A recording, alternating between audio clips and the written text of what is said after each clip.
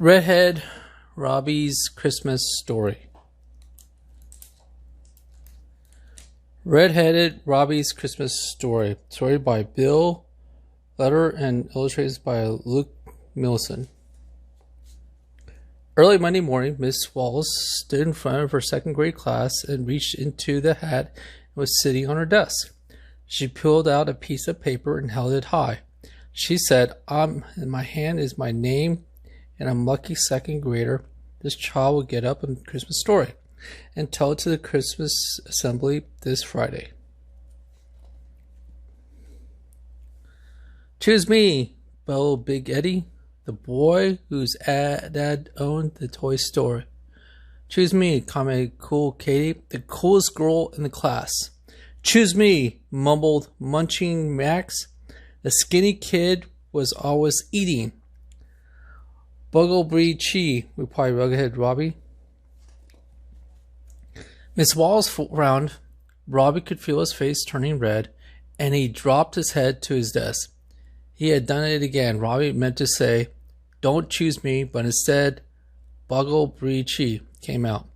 Redheaded Robbie spoke perfectly fine when talking to his parents and his friends.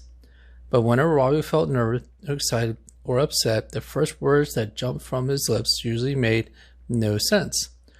Robbie's garbled words were funny, but his classmates never laughed. They liked Robbie. He shared his lunch treats and he didn't have a swing. In fact, when we misspoke, the kids usually covered up for him. Big Eddie said, "Redheaded Robbie didn't mean that. Miss Wallace just nervous." Miss Wallace read from the slip of paper, "The winner is Robbie." "Oh no," said Big Eddie. "I can't be so," said Cool Katie. "Bad show," the Munchkin Max. "Pupper Frau," said Redheaded Robbie. That night, Robbie felt sick to his stomach. How could he make up a story and tell it to the Christmas assembly without saying something silly? Robbie wrote a tale about a snowflake that landed the fruit cake that it was a raisin. The story was lame, and Robbie knew it. The next day after school, Robbie visited Big Eddie to his father's toy store. Robbie found him spinning around his father's desk chair. "How's the story going, Redheaded Robbie?" "I need help," said Robbie. Eddie said, "Make up a story about the boy who gets so many presents it takes him 2 days to open them all." Robbie said, "But Christmas isn't just about getting presents. It's time to give gifts to people who are less than us." Eddie stopped spinning his chair. It never thought about Christmas that way. He said, "Sorry, I didn't help you with your story."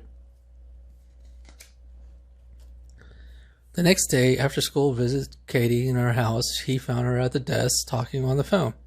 "How's the story going, Redheaded Robbie?" "I need help," said Robbie. Katie said, "Make up a story about a cool girl who throws a Christmas party." Robbie said, "Christmas isn't a time for being cool. It's time for being nice to someone new, maybe something who is shy."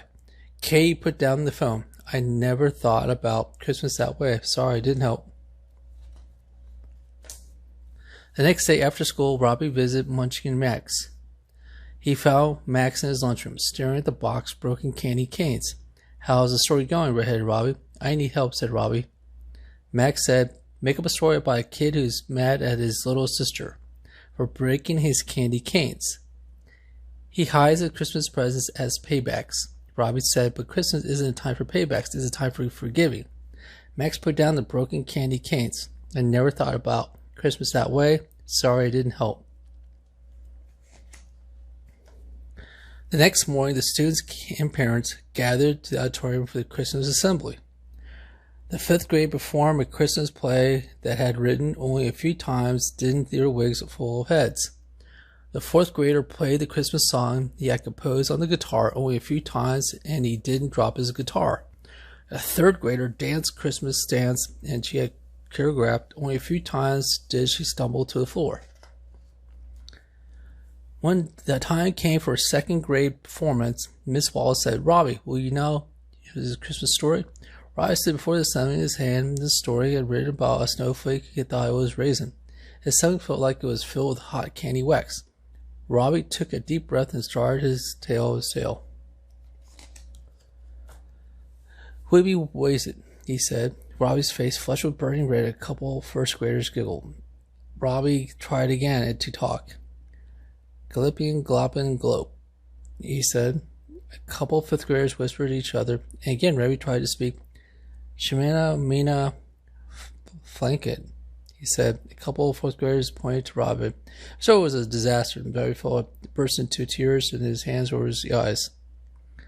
We'll be washing, glibby blopping, globbing, Shemana, thinking.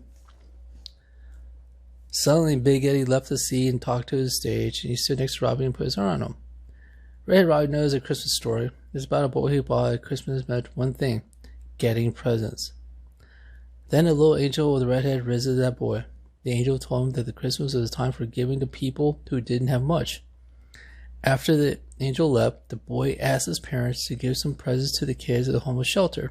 That's Redheaded Robbie's Christmas story. Coquet left her seat. He stood next to Robbie and held his hand. Redheaded Robbie knows a Christmas story for a girl who thought the Christmas was all about being cool. Then the little angel visited the girl. The angel told her that the Christmas is a time for being nice to someone new, maybe someone who is shy. After the angel left, the girl visited the shy girl and played with her and read Robbie's story. Munching Max got up from his seat. He stood next to Robbie and slid a bag of peanuts into Robbie's pocket. Redheaded Robbie knows a Christmas story. It's about a kid who wanted to tie his father's sister. Christmas present as payback for breaking his candy canes. Then the little angel with the red head visited the kid. The angel told the Christmas is a time for gift, not a payback. After the angel left, the kid forgave his little sister and took her shedding. That's Redhead's Christmas story. The assembly stood and clapped. They didn't stop. Miss Wallace stood place Robbie and asked for her quiet. She whipped away a tear and said, "Thank you, Robbie, for the wonderful Christmas stories.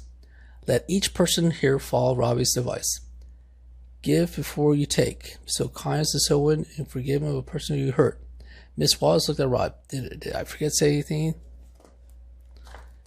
Furry lickmas to all, said Redheaded Robbie. The end.